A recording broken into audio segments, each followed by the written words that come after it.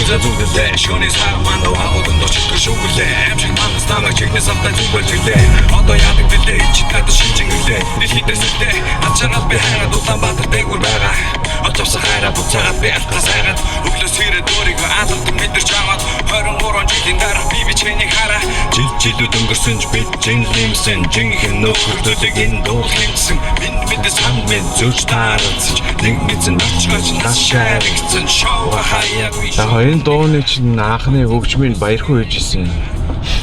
Энэ тэн энэ дууны ард явд хөгжим баггүй. Домино хамтлаг болохоор яасан тэр үед ч тэгээд энийг ингэж өөрөчих гэх ингээл сонсгол тэгэл хийсэн юм шиг. Тэгээ энэ дээр нэг тийм асуудал байхгүй. Угаасаа энэ чинь үг хүчтэй яруу найргийн урсгал ахгүй хип-хоп.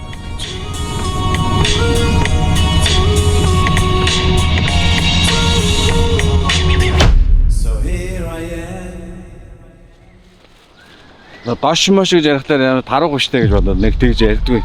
Энэ дош маш гэж таргунууд нь дош маштай байдаг.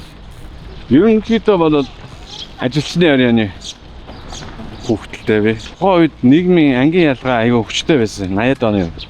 Наа хүүхд байхад 40,000-ад 5 дугаар ороод 220 гэдэг ийм газар энэ дарга нарын хвшлэн байдаг. Дарга нарын хүүхдүүд гэхээр жоохон зэрэглэл өндөртэй. 19 гэхээр ажилчны арийн гэхээр дандаа үйлдвэрийн ажилч зам хэл. Тэгэхээр энд бол өсөлтөө илүү хүчтэй. Тэмцэл илүү хүчтэй. Хүүхдүүдийн хооронд. За юм ундаг дуу бөмбөг бүх зүйлээ өөрсдөө мөнгө олж авдаг. 90-ад оны үед бол ундаа зам хувц сунар мунаа солилцож хүмүүсийг наймаалтдаг. 40,000-аар нэрээ гарах гэж хатсан болдог. Энд бол зүгээр ашиг олох гэж хатсан болдог. Би бинээсээ мөнгө төгрөг авах, дээрэмдэг их юм байсан л да. Би гэхдээ яг энэ бүхнээс жоохон холоор өссөн.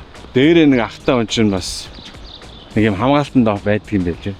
Нэг тийм давуу тал байсан гэх юм уу. Бас миний нийлдэг хүрээ бол бас тийм золдон байгаагүй. Тэр бол жоохон манай байр энэ байна.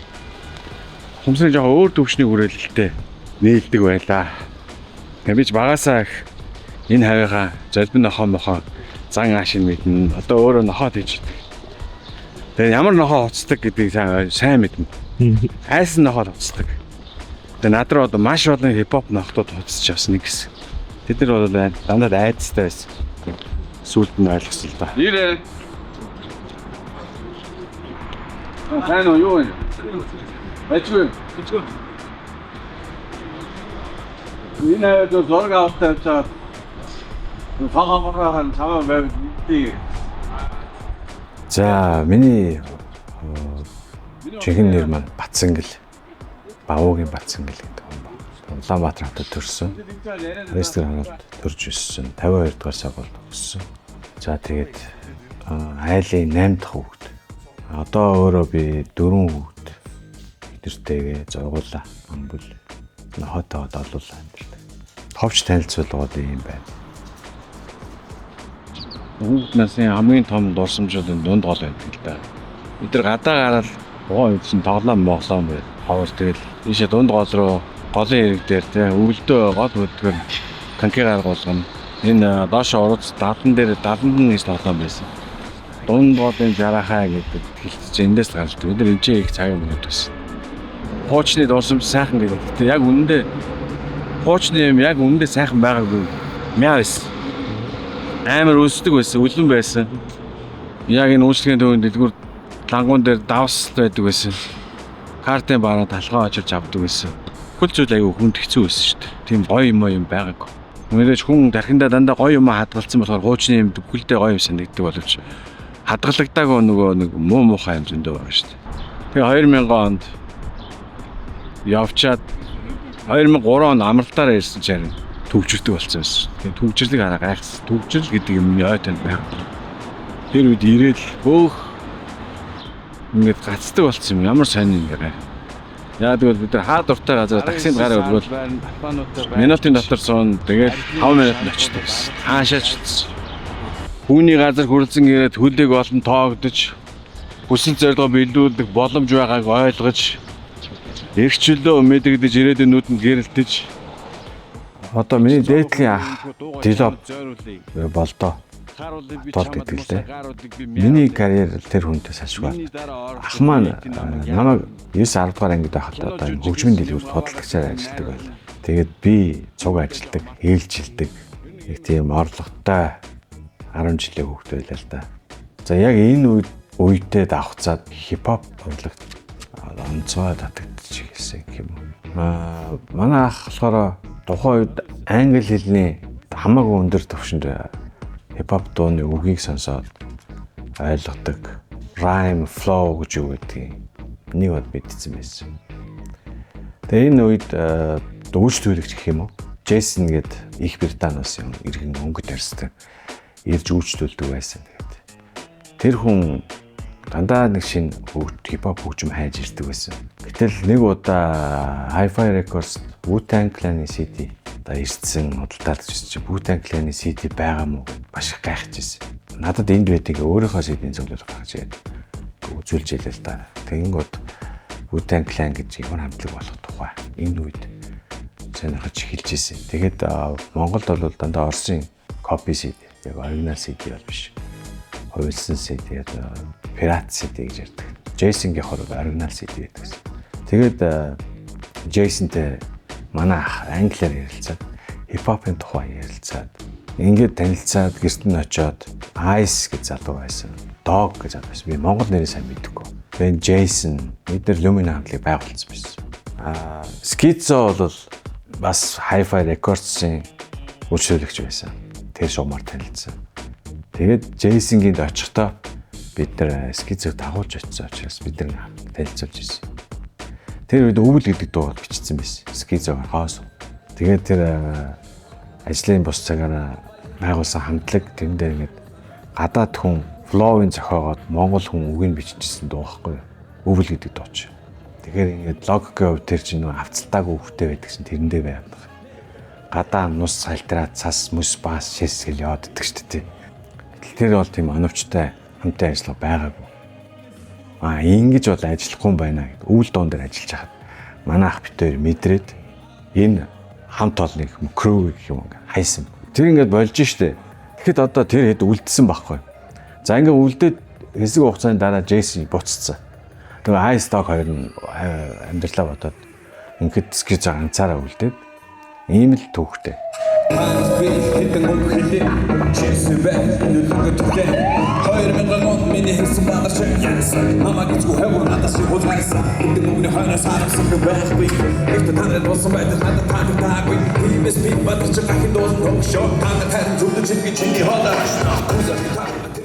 Ер нь flow, rhyme, хэмжээ гэдэг бол хүний сонсголын асуудал. Yes гэж хэлдэг. Болно доо. Энэ бол мэдрэмж. Хаас энэ нэг суралцаа шашны ном шиг нэг сураад явдаг биш. Энэ бол өгөгдөл байхгүй. Энийг ойлгочвол энэ мөн бол мөн биш үл наач болохгүй байна гэдэг ингэж мэдрэмжээр байна. Мэдрэмжгүй хүн бол хүчээр үг зоогод байдаг. Яг энэ үед Монгол дайн баян хамтлаг гарч ирсэн. Тэд нэр зөвхөн энэ Choi Nomi шүлгийг битэн дээр тэгшгэн хуваагаад өглөх хипхоп ойлгосон. Гэтэл манай ах битэр энэ бас биш байна. Нөгөө талд нөгөө Jason болохоор морт шиг флоу зурангуу тэнд нь таарсан монгол өгнүүдийг наагаад ямар ч утга логикгүйгээр энийг хипхоп гэдэг энэ хоёулаа биш байсан. Тэгээд манай ах бит хоёр тэрний дараагаас хэлээд интро гэдэг миний анхны дуу бит хоёр хамт бичиж эхэлсэн. За энэ бол яг миний хувьд анх удаа хипхопыг хийж болдгийм байна гэдэг итгэл үнэмшлийг олж авч ирсэн. Энэ бол интро гэж эхэлдэг. Энэ үед Монгол хипхоп нөгөө нэг шидний мансад үлээ хөргчлээ хамтлагийн. За Монта рэпийн ямар дуу байлаа. За ер нь Luminoгийн өвөл дуу нэг анхны хийдэг хипхоп дайн баянхийн дуу. Яг энэ үе интро гэдэг дууны хөгжчихжээ. Тэгэхэд энэ техникийн хувьд бол тэнгэр газар шиг зөрүүтэй байсан л да. Гэхдээ энийг бит хоёр л мэддэг болохоос биш. Монголчууд мэддэг. Яг Монгол өгүүлжлэвэл орилжлэл хипхоп гэж боддог. Энэ үед л үг бичих бол үнэхээр гоё дамгын дуртай ажил болж хөрсөн л да. Энэ мөчөөс эхлэв. Тэгэхээр би бол Монголын хипхопын үүсгэн байгуулагч бол Дилоп гэж боддог. Миний багш. Манай Дилоп бит хоёр хамтлагаараа дунд гол гэж явдаг байхгүй хамтлагийн нэр. Дилогийн продюсерс хоёрд байгаа. Монголын нус тавчаа. Энэ бол хөхтөнгөр мэднэ гэдэг. Энэ хоёрд орсон. Бусд нь миний 17-оос 23 онд хийгдсэн 8 дуу гэдэг эргчлөө 2.0 гэдэг юм пянз гаргасан. Яагаад ингэж ирсэн бэ гэхээр энэ эргчлөө үзэл санааны 10 дуу шингэсэн юм цомог гэдэг. Эргчлөө 1.0-ыг би хонхны дуу гэж үздэг. Хон хамтлагийн зохицоо гасны Монголд эргчлөөний хувьсгалыг авчирсан нэгдүгээр хувьсгалын цомог байсан. Би энэ цомгоо 2 дугаар цомог болоосаа гэж ерөөж нэрлсэн байна. Тэгээ энэ пянз маань худалдаанд гарсан байгаа. Тэгээ ерөнхийдөө миний сөрөг дуу хоолой, шүүмжил, үзэл санаа, агрессив буюу стресс, энэ хипхоп имиж төрөх маань энэ пянзтай ингээд дуусчаа. Тэгээд 2025 онд Positive Quiz дахин төрж байгаа гэж би боддгийн. Агуулга мэрэгэн цэцэн байдалтай бодит үннийг илэрхийлж байгаа, бичиж байгаа. Тэр урсгалаар бол чойномгоо хатагч байдаг. Битл байхгүй байсан байл. Цаг үед гэж таарлаа. Бидний үед барууны хөгжим дээр нь ингээд дуугийн сонсоод ингээд үг бичлэр чинь тэр сонсож байгаа дууны vibe ингээд хүссэн хүсээг автна. Гэхдээ үгээ бичнэ. Гэхдээ тэр үг нь өөрөө хүний өөрийнх нь философи байх хэвээр.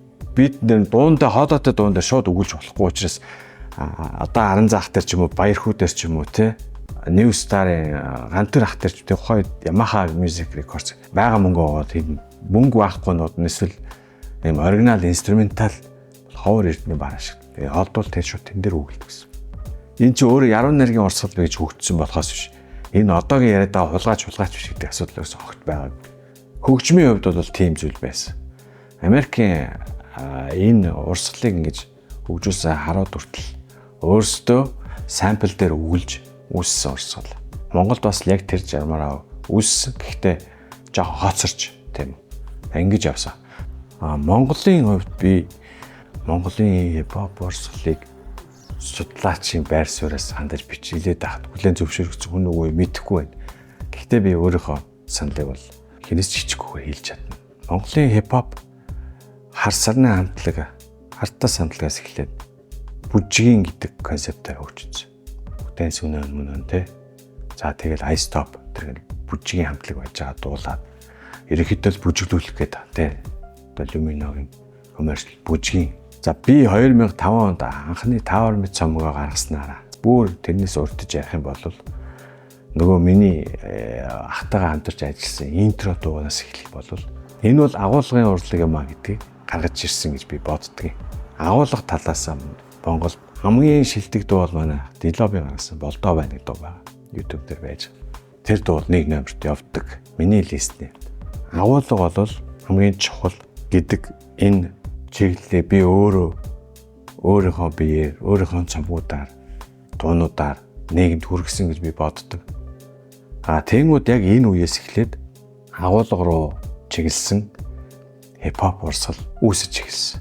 Тэндээс эхлээд одоо энэ Rocket Bay, Гинжин одоо энэ залуучуудын нөгөө хипхоп хандлага агуулга руу илүү буцаж орсон. Нөгөө хар сарнагийн нөгөө суурь өөрчлөгдөж эхэлсэн гэсэн. Тэгэхээр Монголын хипхоп бол ийм явсан байна. Тэгээд нөгөө гангста гэдэг нөгөө сөрөг дуу хоолой тэр үед бол хичнээн сөрөг байх тусам сайн байлаа. Хичнээн чанга ойлгох тусам мундаг гэдэг ойлголт байлаа. Тэгээд одоо манай тэр үеийн хамтлагуудын дууг сонсоод бүгдээрээ л орилоод бүгдээрээ л хоолоо хошихад ягаад гэвэл тэр нь мундаг гэж боддог. Гэтэл өндөө бол тийм биш. Хэрвээ агуулга байж чадчихвал өөрөөр байж болох юм байна гэдэг. Би 2005 онд Tower Mid цомгоос эхлээд өөрөө ажиллаж эхэлсэн.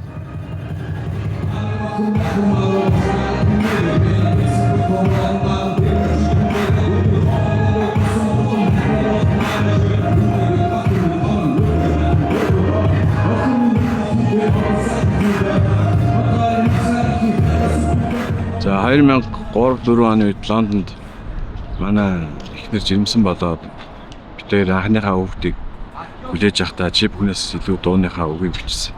Тэр дууны үндсэн нэг агуулга нь бол нэр хүн ингээ хүүхдтэй болохоор сэтгэл зүй яаж өөрчлөгдөж байгаа тий. Надад ямар өөрчлөлт өгч जैन. Энийг өгүүлсэн юм л тоол. Ерөөсөө л хүүхдтэй холбоотой. Аав болоход ямар болж байгаа нэр хүн. Имэл мэдрэмжийг л үлдээх хичээсэн. Тэгээд дараа нь манай охин 18 19 хүрээд voice нэвтрүүлэгт орохдоо тэр дууны үг яг өөрийнхөө хувьдбараар өөрөө үг аяыг өөрчилж нөгөө нэг хүүхд чи өөрөө том болоод ямар мэдрэмж мэдэрч байгаа. Илэрхийлсэн. Тэгээд тэр баг эцэнд байгаасаа тэр мэдэрс тэр мэдрэмжийг өргөжлүүлж байгаа юм шиг тий. Амьдрал дээр ингээд 2 дугаар ангийн гаргаж ийн гэдэг гайхалтай мэдрэмж байсан л да. Дууны 2 дугаар анги ингэж төрдөг юм байна гэж л бодож байсан. Тэгээд яг л тэр хүүхдэд зориулж ээжтэн зориулж бичсэн бол тэр хүүхд өөрөө дараа нь энийг өргөжлүүлээд 2 дугаар анги хийгээд тийм ховор юм надад тохиолдож байлаа. Ховор мэдрэмж. Хийтив дээр хооронд юу болсон гэхээр бид нар анх 2003-4 онд Лондонд тэнцээ бол хоолой бичүүлэх гэдэг бол маш үнэтэй тийм бид нар тиймч боломжгүй байлаа. Оюутнууд хагас цагаар ажил хийгээд тэр мөнгөөр хоол ундаал хөргөжсэн юм хүмүүс юм бичлэг хийлгэх. За энэ үед би бол гэрийн студиуд байсан. Home studio. Тэнд ингээд дуртай дуунуудаа ингээд хийгээд хамтарч дуу хийгээд. Гэхдээ би өөрийнхөө соло карьер BAT гэдэг амбицтай тэрийг хийгээд явдаг л байсан л да. Тэгэл бид нар нэлэхээр crew BAT-ээс салчаар бид нар онрууд гэж чадлаа байлаа. Тэгээд тэнд байхдаа дуунууд хийгээд ерөнхийдөө одоо миний Tower Met болон Хэмнээ сан цомгийн гол одоо агуулгууд тэнд бичигдсэн. Зүгээр одоо зарим цаасан дээр зарим толгой дотор. Тэгээд би Монголд ирээд яг жинхнээсээ соло карьер эхэлсэн байна. Энэ үед удалгүй BAT ирсэн. BAT-ийг нэг давуу тал нь нөгөө home studio аваад өгдөж. Тэгээ миний Tower Met цомог BAT дээр бичигдсэн. Хөгжмийн баяр хөдөр хийгээд. За тэр үед би ингээд толгойн дотор ийм бүх ингээд тракаа ингээд толгойн дотор өрцсөн гэсэн учраас би баяр хөдөрөөд яг ийм цомог гаргана ийм. За Tower Met дотор миний нөгөө Чехэд оюутан байхдаа бичүүлж яссан нөгөө шовдер модер гэдэг дуудад орцсон байна. Тэр чи яг нөгөө Outcast хамтлагийн So Fresh So Clean инструменталыг олоод баярлаад өвчөөл бичүүлсэн юм л зүйл. Энийг нөгөө одоо тэр үед чи идтэйч байсан тийм 20 гарсан насны гоё юм хайчмааргүй санагдал цомогдож ингээд оруулсан. Нэг ийм 2-3 юм бол байгаа. Тэгвэл энийг хулгай гэдэг. Гэтэл энэ өндөл би зүгээр нэг шүлэг бичдэг хүн үзэг олдохгүй жоод таарлцсан үзгээрээ бичдэг шиг бит олдохгүй жоод олдсон битэн дээрээ хүлцсэн юм л доо. Бас энэ яг хулгай хий гэж явсан юм бол биш. За тэгээд би AT-ээр яг энэ үед микрофонс ингээд hi-fi уралдаан зарлж байлаа.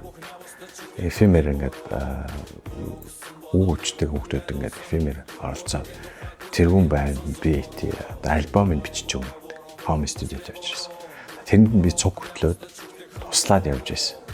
За ингээд энэ уралдаанд rapper G төрүүлсэн.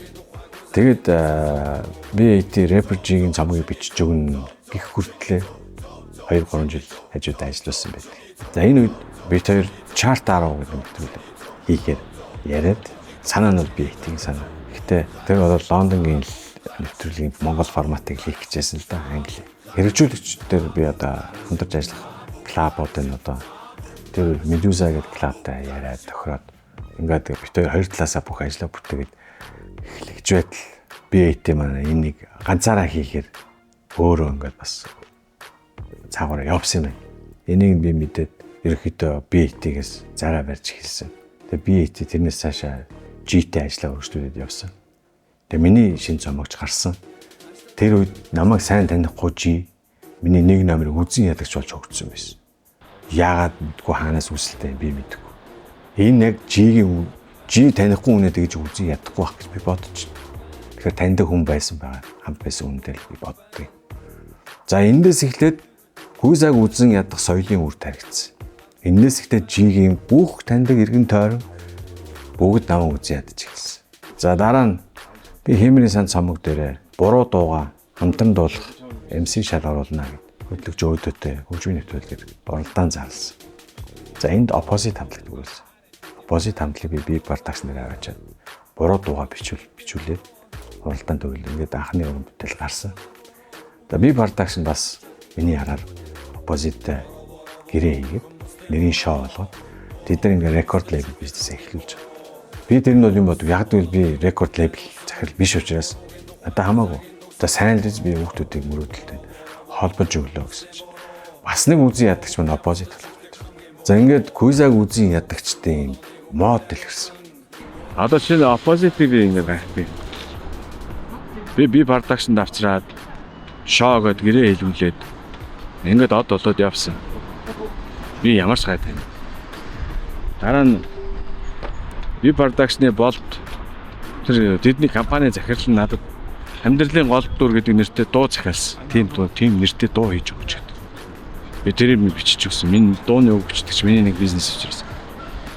Тэгсэн чинь opposite нь намайг гол дүр гэдэг үг хулгайлсан гэж бодоод надад дуу хийсэн.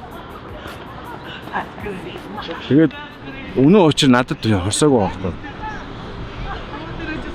Өнөө учир дээр би продакшн онжуулсандаа л хорсоодсон. Тэрийг над руу гаргасан бэл. Өөрөөр тайлах ямар ч юм бол байхгүй. За дараа нь Rocket Bay гадаадаас ирсэн. Эхний хийсэн дуу бас миний эсрэг дуу байл. Тэгээ энэ бүхэн юутай холбоотой юм бол энэ яагаад ингэж би эдрийг танихгүй хүний хин яагаад үзэн ядаад байдгийг. Юмд болоод байдгийг. Ер нь би байхгүй болчвол тэд нар тийг ашигтай юм болоо гэж сүулдэ тийм л үзэлтэй буусан. Би бүгдээр нь зориулаад жингийн цаваа гэдэг дунд нь нэг дуу хийж өгсөн л дээ. Rocket Bay ер нь хоёр хүн сонсдог байсан юм шиг санагдтыг. Нэг нь Eminem, нэг нь Kuiza. Наадвал манай тэр Otko гэдэг миний дайчин дээр хамтарч тулдаг манай crew-ийн залуу Америкт амьдардаг байхгүй. Otkoтой нэг өрөөнд амьдарч байсан, roommate байсан. Kuiza-гийн дуу сонсоод үг өвчдөг байсан. Тэгж эхэлжсэн гэл манай найз надад хэлсэн. Би мэддэг. Одоо тэрийг нуугаад чи одоо том од болсон сайн байна чам баяр хүргэе тий. Гэтэ би чиний дайсан биш ээ. Чиний чамайг харин юм сурах чинь өөрийнхөө дуугаар нөлөөсөнд би баяртай байгаа. Тэрнээс битгий ич. Би бол одоо бодоход би тэдний бүгдийг уучлаад байгаа. Уучлаад. Яг тэгэхээр тэд нар өөрсдөө бас мэдгүй ата хорсолт автаал юм хийцэн байж шүү дээ. Залуу наснд байдаг л зүйл. Тухайн үед нийгэм тийм байл шүү дээ. Тэ? Хин хамгийн том эготой тэр хүн хамгийн лаг гихдэг үе байлаа.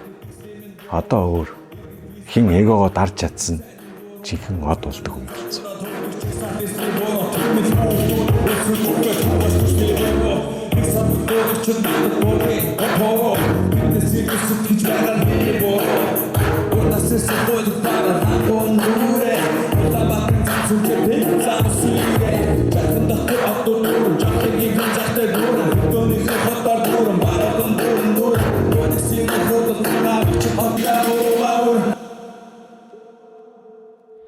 Хип-хоп болоод дандаа нийгмийн сэтгэл зүй байдаг.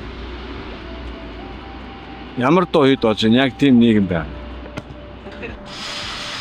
Нэг үе бодвол бизнес рүү арай орж эхэлж байна. Өмнө нь бол олдоггүй л байсан. Нэг тоглолт ихэд 10 оны 9 өнгөө билээд гойдог л байна. Одоо бол 9 яаж худалдаж авах уу гэж ярьдаг болсон байна. Энэ бол дэвшил оюуны хөдөлмөрийг үнэлж эхэлж байна. Одоо өнгөө сонсдог юм үнэтэй сонсдог болоод ирчих юм бол жинхэнэ тос усаараа ялгах хэрэгтэй. Монголын сонсогчид. Дуу гэдэг бол ерөөсөө мэдрэмжлтэй. Дуу гэдэг бол бариад авах бүтээгдэхүүн биш, тоосох биш, талах биш. Миний тэр мэдрэмж сонсож байгаа хүний тэр мэдрэмжийг он чадчихвэл тэр хүн энэ дуу хөдөлж аавна гэж бодож байна. Он чадахгүй л. Би өөрийнхөө мэдрэмжийг гаргаж штеп ямар нэг. Өнөөс би яг энэ сонсогчдод өрөнд орж сууч дуу хийгээл байгаа биш штеп. Эсвэл мөнгө олох гэдэг юм биш. Миний нэг Gera Superstar дээр юм өгөөд л да. Тэртээ тэргүй ядуу нийгэм чи би од байхаас чи зугтаасан гэж боддог. Тэр үед бол дуу хийсэн ч дуу хийгүүч same shit гэсэн шүү дээ. Ямар ч аа. Дуу бол цэвэр эгоогоо тийжидэг. Тийм л хэрэглэн байсан болсон. Бизнес хийж байгаа. Тэгээд нэг жоохон бизнес хийхэд бол компаниудтай хамтарч ажиллах шаардлага гарна. Тэгэл гарахлаар чи ингэсэн тэгсэн. Тэгэл энэ нэг бизнестэй хамтарч ажилласан. Улс төр үзэл санааны юм хийхэр бүлийн гадуурхалтыг гэж хийх гэж амар оролдсон. Гэтэ үнэндээ ханхаар л бол хипхоп биш шүү дээ. Хипхоп бол хамгийн өндөр ёс суртахууны өндөр түвшин шаардсан. IQ-гийн хамгийн өндөр түвшин шаардсан логикийн ажил. Ягаад гэвэл агуулга гэдэг гэсэн. Нэмэх нь мэдрэмж, нэмэх нь хэмжээ, нэмэх нь flow, нэмэх нь rhyme, сүл толгой авч. Энэ бүхэн зэрэг ажиллаад тэрийг илэрхийлэх экспресс буюу одоо дуулах ур чадвар. Ингээд энэ олон юм процесс зэрэг ажиллаж байгаа. Хипхоп дэлхийн хамгийн өндөр IQ шаардсан ажил юм. Түүнээс хамгийн танхаа урлаг бол биш.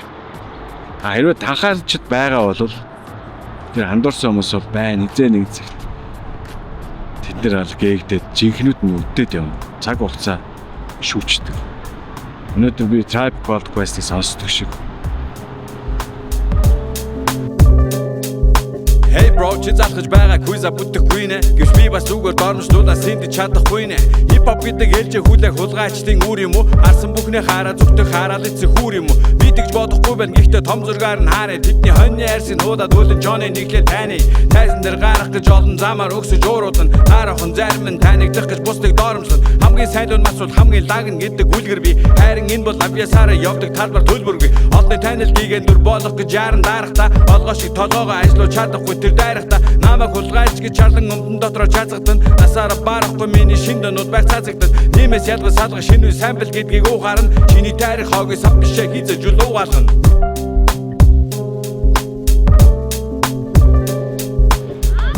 Кинонд их туртай.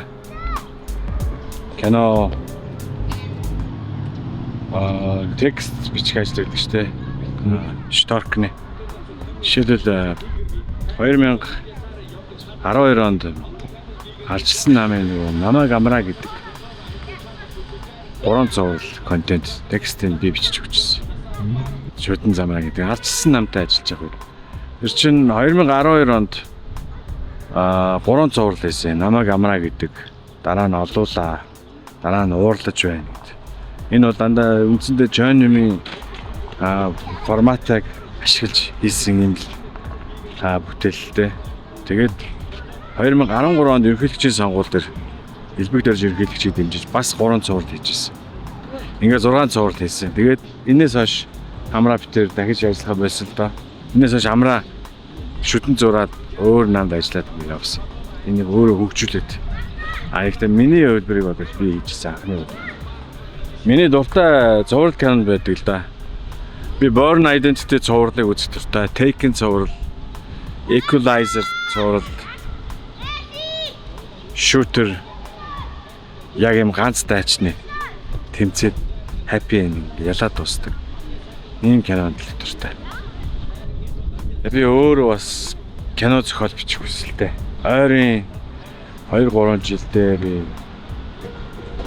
Hollywood screenwriter гэдэг ийм сургалт сурах гэж байгаа. Эзэн нэг цагт биелнэ гэж бодож байна. Урд нь бол яг сурах гэж бодсон боловч хүүхдүүд жоохон байсан болохоор шууд ингэ явчих бас хэцүү байсан. Одоо ингэ хүүхдүүд маань бие даагаад эхэлчихлээ.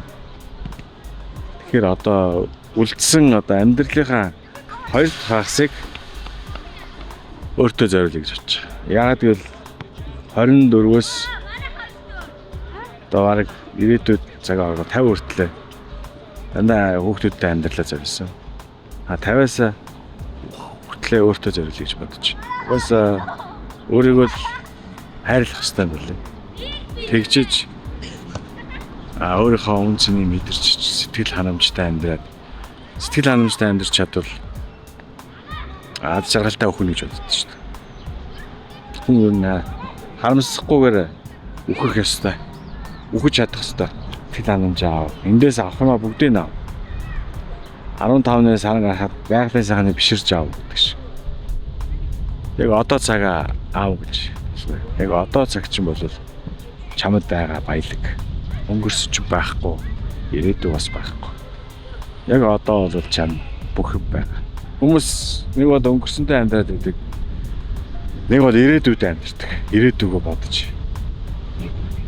Тэгээд алдагдал нь юу вэ гэхээр алдагдал нь одоо цагаа алдсан шүү дээ. Одоо өөрийгөө алдчихсан. Одоо цагаа алдна гэдэг бол бүх юмаа л алдчихсан. Бусдад дууршигтаас илүү өөртөө сэтгэл хангалуун байх нь нөлөөж байгаа. Тэгээд манай монголчууд цөөхөлөө дандаа бусдын төлөө амьдардаг. Би ямар харагдаж байгаа вэ?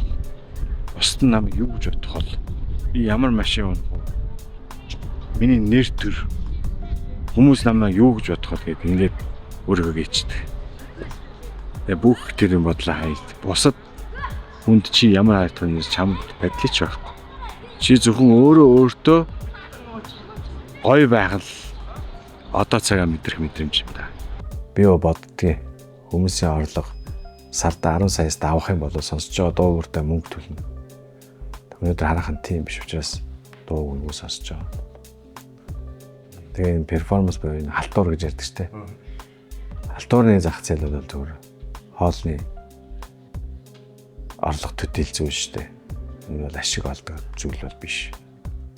Тэгэхээр одоохондоо Монголын дууны урлаг амь зоогох төвшөнд явж байгаа. Гол зоогох төвшөнд явж байгаа. Ажиллаж байгаа. Тэгээд би 24 оны миний төсөөлж байсан лүндэн болвол Монголын цөөн цагийг халъя гэдэг нэг тийм жоохон мохор санаа явж байсан л да. Тэгээд бясалгаад ихсэн чинь чи өөрийнхөө л цөөн цагийг халаач тээ. Бүх юм чамаас эхэлнэ шүү дээ. Тэ нэг тэрбум гэдэг тоо нэг гэдэг тооноос л эхэлнэ шүү дээ. Тэр л юм биш шүү дээ. Өөр би яагаад бусдыг гэгэрүүлэх тухай бодоод байгаа юм. Би өөрөө гэгэрэх юм бол тэгэл миний гэгэрэл чи өөрөө бусдыг гэгэнээр харж чадах. Цонхон байгаа байхгүй. Би цонхон угаах хэрэгтэй байна гэдэг ойлгосон. Залуучуудад би амар хөвшин хүн бол биш л дээ. Гэхдээ 20 гарч байгаа, 30 гарч байгаа, 40 гарч байгаа, 50 гарч байгаа хүмүүс тэнд хэлмээр байгаа. 20-той байгаарай гэж. Тэр бол үргэлж юм хүүхчиг нэг гэгээлгээр авч амьдрал илүү утга учиртай санагддээ. Уншсан олон юмч тийм зүйл хэлдэг. Үргэлж амттай амьдрах гэсэн. Тэгээ нэг юм амтлахаа байлцсан юм шиг амьдрах чинь утгагүй шүү дээ. Тэгэхээр үргэлж юмыг амталж амьдр. Хортой юм шиг бай. Одоо нэг л хүн болоод төрсөн юм чинь. Өөр яах юм бэ? Хүн шиг л бай. Тэр чинь хортой байх гэсэн.